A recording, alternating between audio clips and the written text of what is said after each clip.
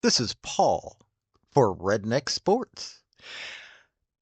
I believe that everybody should win in life, or at least attempt to. The first three maxims of General Robert Nealon's game maxims, I believe apply to everybody. The team that makes the fewest mistakes will win. Play for and make the breaks. When one comes your way, score.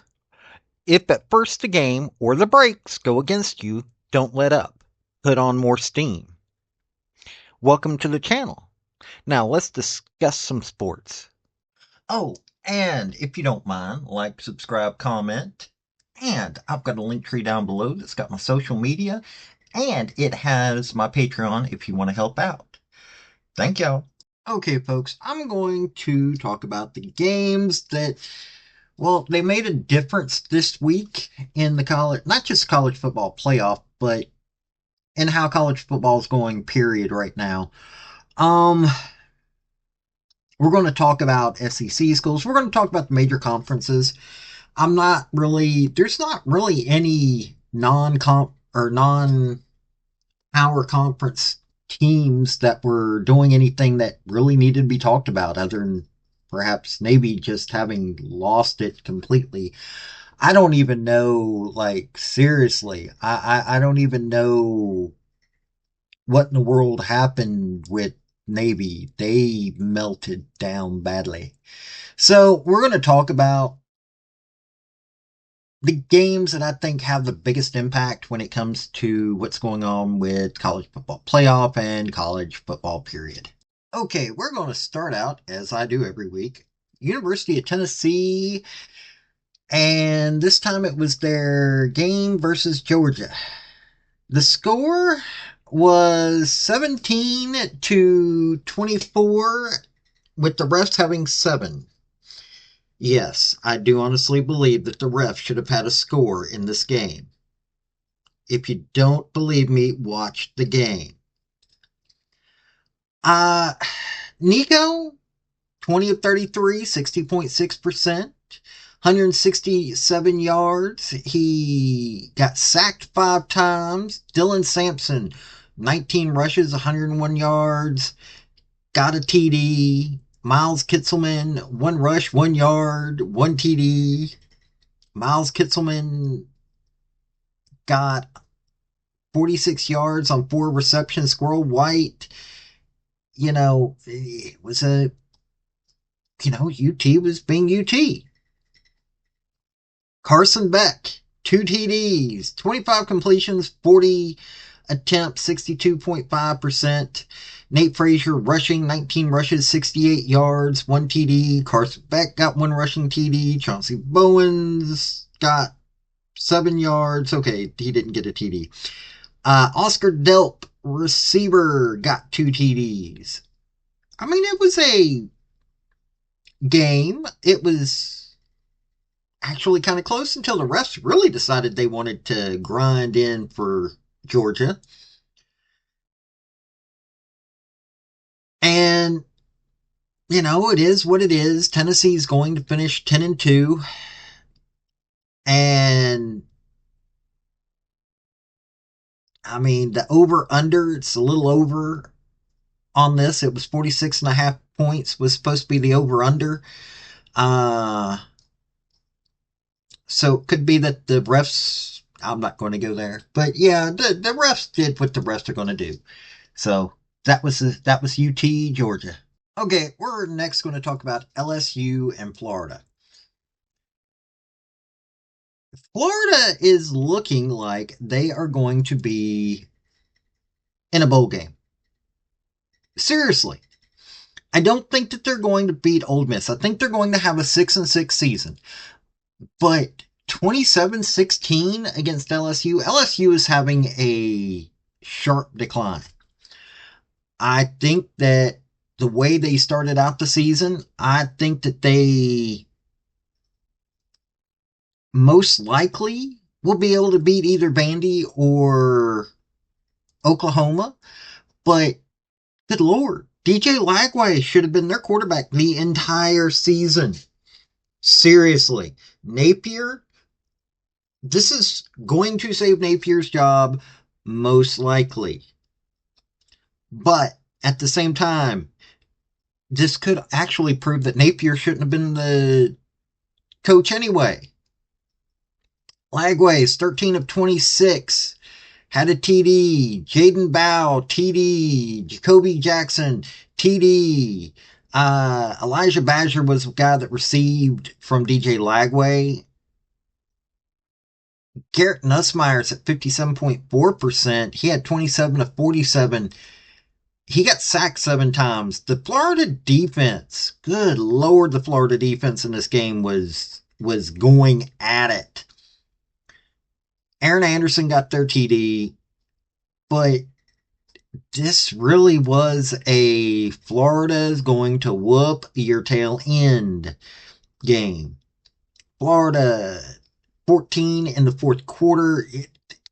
They seriously, while it doesn't hit the over-under, this really was a wild game. And so,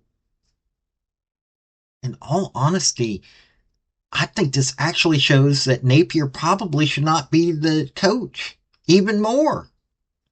But hey, what do you think? I think that this is, yeah, the team did good and they like Napier. Maybe if you put him, you can't demote him. That's the sad part about it. But he shouldn't have been the head coach. Okay, so UVA, the Cavaliers, and Notre Dame played. There were a lot of people that were saying, hey, this was a possibility of an upset game. Now, don't get me wrong. UVA is a interesting team this year.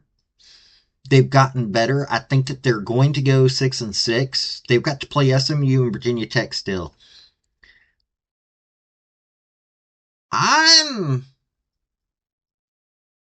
think it was something to worry about for Notre Dame, but well, they decided nope, it wasn't. They really want to be in the playoff.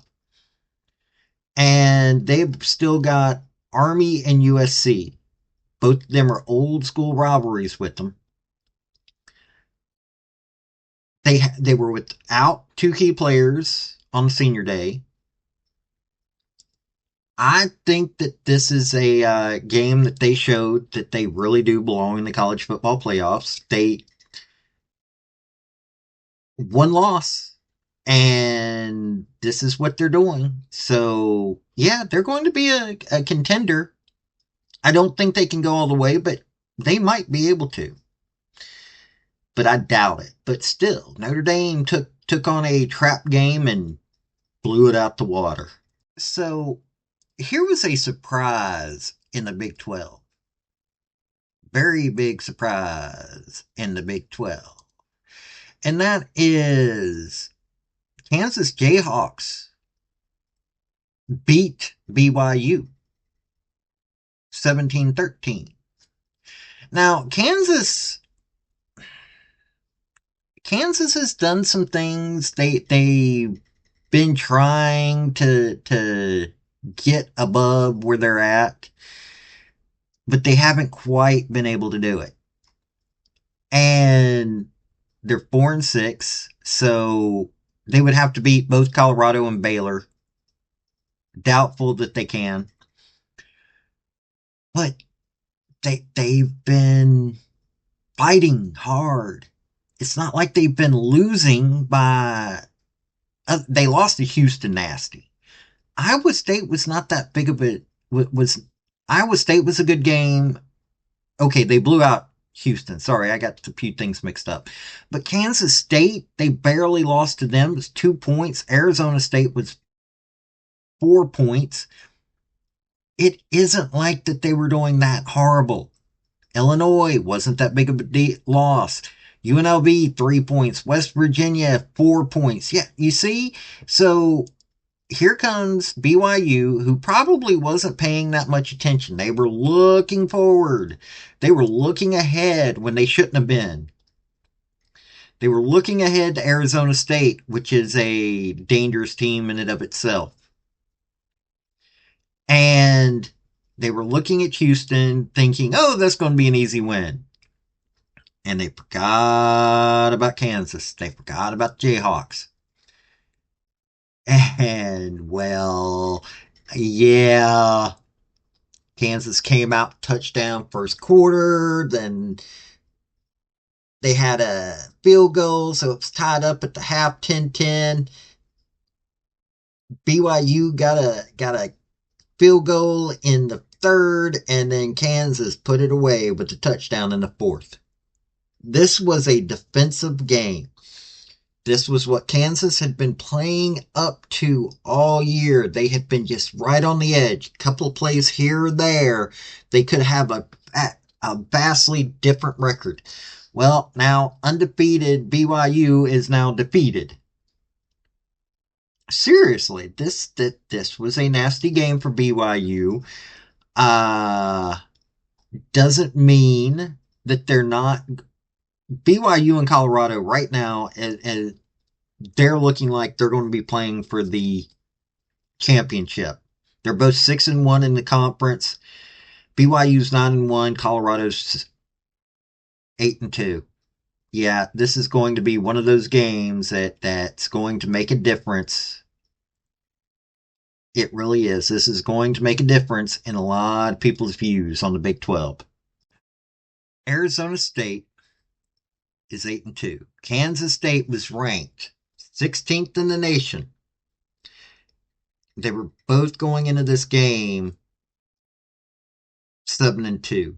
Well, K-State got knocked off 24-14. It was somewhat of a convincing knockoff too. That's the wild thing. Like, K-State had a lot of people talking about them. Well, this is going to knock them out of, as everybody says, 3 lost teams. They ain't going to get in the, unless they're a conference champion, they ain't getting into the CFP. Well, Arizona State's trying to make a argument that they belong in the playoff. I don't think they will. I don't think they can get high enough in the rankings, but K-State, yeah, they're out. They were making a run. They're wanting people to get beaten. Well, they forgot to buy out Arizona State. Yep, they forgot about the Sun Devils. And this was an interesting game. I mean, K-State was fighting. I will give them that. They were fighting, but Arizona State just kept going. And K-State didn't even get going until the second half. So, yep, this one knocked out another Big 12 hopeful to the playoff. Last game that we're going to talk about, Washington State got knocked off by New Mexico. Now, Washington State had gone into this game having only been beat by Boise State, and now they've been beat by New Mexico. Think about that. They beat Portland State, which I am big deal. Texas State, Washington, San Jose State, Fresno State, Hawaii, San Diego State, Utah State. All of them had been pretty convincing. And yet New Mexico, 5-6 New Mexico, who got beat by Montana State, an good FCS, but an FCS school. Arizona hit them pretty hard. Auburn, take a look at what Auburn's been doing this year. Well, Auburn, 45-19. Fresno State beat them. Colorado State, Wyoming beat them. And they were able to beat Washington State 38-35. Washington State was like the one team of the Pac-2 that are left that had a chance of doing anything, and yep, nope, they didn't. Not only did they not, they got beat by a losing record New Mexico.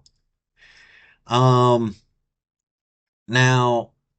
most likely, they've only got one game left, and that's Hawaii. Most likely, they're going to go to a bowl game now. They're going to have a 6-6 record, but Still doesn't mean that they're going to have a winning record. They're going to be they're going to be at 6-6. So yeah, Washington State needs to re-examine what they were doing to themselves.